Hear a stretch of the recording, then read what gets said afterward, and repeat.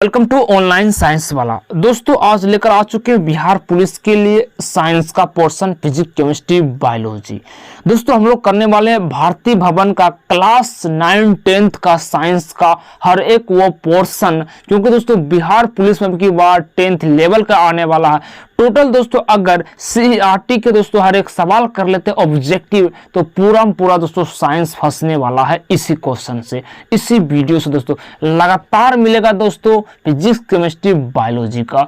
और दोस्तों इस चैनल को सब्सक्राइब कर लीजिए आज ही, क्योंकि लगातार दोस्तों आपको मिलेगा, इसीलिए दोस्तों आपको नोटिफिकेशन जाता रहेगा। तो चलिए दोस्तों शुरू करते हैं पहला क्वेश्चन के साथ। आज दोस्तों लेकर आ चुके हैं फिजिक्स का पोर्शन। फिजिक्स में दोस्तों हम लोग चैप्टर वाइज चलते जाएंगे, ठीक है दोस्तों। चलिए शुरू करते हैं।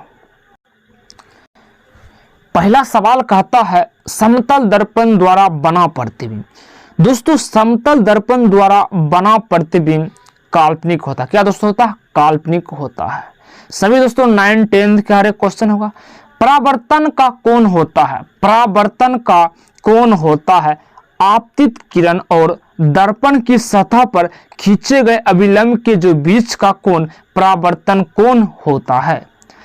अगला सवाल कहता है प्रकाश के परावर्तन के कितने नियम होते हैं? प्रकाश के परावर्तन का दोस्तों 2 नियम होते हैं और प्रकाश के अपवर्तन का भी दोस्तों 2 ही नियम होते हैं। यहां से आप लोग कंफर्म कर लीजिए।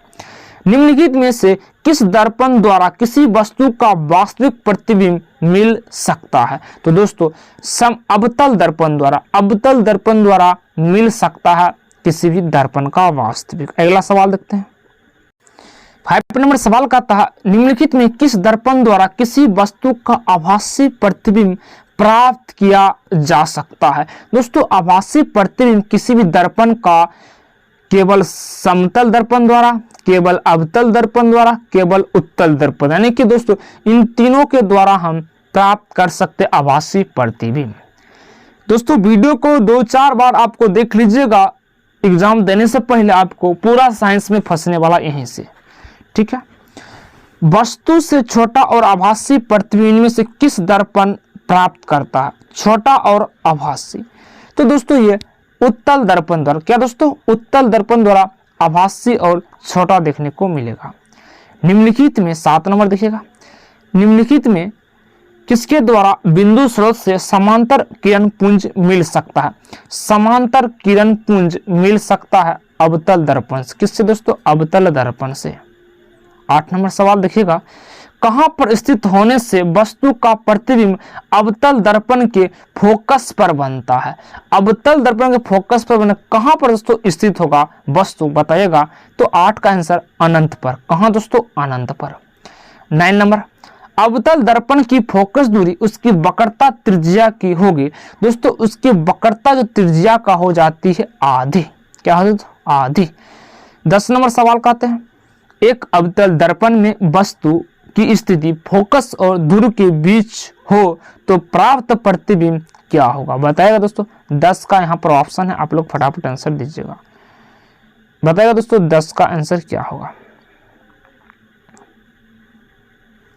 तो दोस्तों इसका जो राइट आंसर आ जाएगा आपको आभासी और बड़ा, आभासी और बड़ा होगा। चलिए अगला सवाल, किसी अवतल दर्पण द्वारा आभासी सीधा और आवर्धित प्रतिबिंब तब बनता है जब वस्तु बिंब की स्थिति में होती। जब वस्तु किसकी स्थिति में होगी? तो दोस्तों दर्पण के ध्रुव और उसके फोकस के बीच होगी तब। मोटर गाड़ी के चालक के सामने लगा रहता, मोटर गाड़ी के चालक के सामने लगा रहता है उत्तल दर्पण, उत्तल दर्पण। उत्तल दर्पण द्वारा बना प्रतिबिंब। दोस्तों उत्तल दर्पण द्वारा बना प्रतिबिंब होता है काल्पनिक और सीधा, काल्पनिक और सीधा। अवतल दर्पण द्वारा बना प्रतिबिंब, अवतल दर्पण द्वारा बना प्रतिबिंब हमेशा उल्टा ही होता, हमेशा उल्टा। दाढ़ी बनाने में किस प्रकार का दर्पण का प्रयोग किया जाता? दोस्तों दाढ़ी बनाने में हम लोग अवतल दर्पण का यूज करते हैं। अगला सवाल 16 नंबर, एक दर्पण से किसी भी दूरी पर रखी एक वस्तु का सीधा प्रतिबिंब ही प्राप्त होता है। दर्पण हो सकता है, बताएगा कौन सा दर्पण हो सकता है? तो समतल और उत्तल दोनों हो सकता है। संबंध f बराबर r/2 सत्य है। कौन सा ऑप्शन आपको सही बता, f बराबर r/2। तो यहाँ पर ऑप्शन नंबर डी हो जाएगा सही। सॉरी दोस्तों, यहाँ पर ऑप्शन हो जाएगा आपको गौ नंबर सी, उत्तल तथा अवतल दोनों प्रकार के दर्पण के लिए, दोनों प्रकार के दर्पण के लिए। अगला सवाल है 18 नंबर। अगला सवाल कहता है एक गोलीय दर्पण द्वारा बने प्रतिबिंब का आवर्धन m ऋणात्मक है, इसका अर्थ यह है कि प्रतिबिंब उल्टा है। क्या दोस्तों, प्रतिबिंब उल्टा। यहाँ पर दोस्तों हम लोग क्लास 10th का ही है यहाँ पर, और यहाँ पर देखेंगे रिक्त स्थान को पूर्ति करें। चलिए शुरू करते हैं।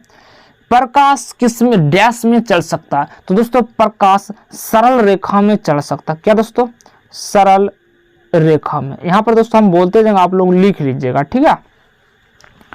प्रकाश दोस्तों निर्वात में चल सकता है, सरल रेखा में चल सकता है, जीरो में चल सकता है, ये आप लिख सकते हैं। अगला सवाल कहते हैं यदि किसी दर्पण द्वारा बने प्रतिबिंब का आकार हमेशा वस्तु के आकार के बराबर हो तो दर्पण समतल दर्पण क्या होगा दोस्तों, यहाँ पर भरिएगा समतल दर्पण, समतल दर्पण। ऑप्शन नंबर 2 का हो जाएगा सही। अगला दोस्तों कहता है 3 नंबर कहता है डैश प्रतिबिंब को पर्दे पर प्राप्त किया जा सकता। कौन सा प्रतिबिंब को पर्दे पर हम प्राप्त कर सकते हैं, तो दोस्तों वास्तविक प्रतिबिंब। क्या है दोस्तों, वास्तविक प्रतिबिंब। इसको आप लिख लीजिएगा।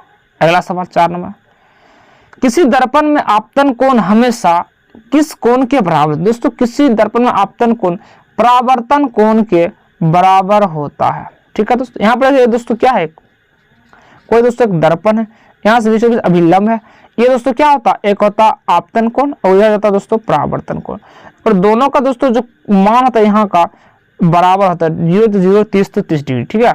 चलिए 5 नंबर सवाल कहता है गोलीय दर्पण के ध्रुव से फोकस की दूरी को डैश कहा जाता है। तो दोस्तों यहाँ फोकस दूरी ही कहा जाता है। क्या दोस्तों कहा जाता, फोकस दूरी ही कहा जाता है, भर लीजिएगा। 6 नंबर गोलीय दर्पण की वक्रता त्रिज्या उसकी फोकस दूरी की 2 गुनी होती है। क्या दोस्तों, 2 गुनी होती है। 7 नंबर डैश दर्पण में वास्तविक और आभासी दोनों प्रकार के प्रतिबिंब बनते हैं। किस में दोस्तों बनते हैं, तो अवतल में बनते हैं। अवतल दर्पण में दोस्तों वास्तविक तथा काल्पनिक दोनों बनते हैं। 8 नंबर सवाल उत्तल दर्पण द्वारा वास्तविक वस्तु के केवल उत्तल दर्पण द्वारा वास्तविक वस्तु के केवल आभासी प्रतिबिंब बनता है। क्या दोस्तों बनता है, आभासी प्रतिबिंब बनता है। जब कोई किरण दर्पण के फोकस की दिशा में आपतित होती है तो वो परावर्तन के बाद दर्पण के मुख्य अक्ष के डैश में निकलती है। तो दोस्तों मुख्य अक्ष के समांतर में निकलती है। किसमें दोस्तों, समांतर में निकलती है। 10 नंबर सवाल कहता निर्देशांक चिन्ह परपट्टी के अनुसार आपतित प्रकाश की दिशा में मापी गई सभी दूरी धनात्मक होता है। दोस्तों क्या होता, धनात्मक यानी पॉजिटिव होता है। लास्ट सवाल है सभी दूरियां गोलीय दर्पण से ध्रुव से मापी जाती है। क्या दोस्तों, ध्रुव से मापी जाती है। तो हमने दोस्तों टोटल एक चैप्टर साइंस खत्म कर चुके, फिजिक्स का पहला चैप्टर। इसी तरह दोस्तों आपको रेगुलर मिलता रहेगा इसी चैनल पर। तो दोस्तों वीडियो को शेयर कर दीजिए और चैनल को सब्सक्राइब कर लीजिए। थैंक यू दोस्तों।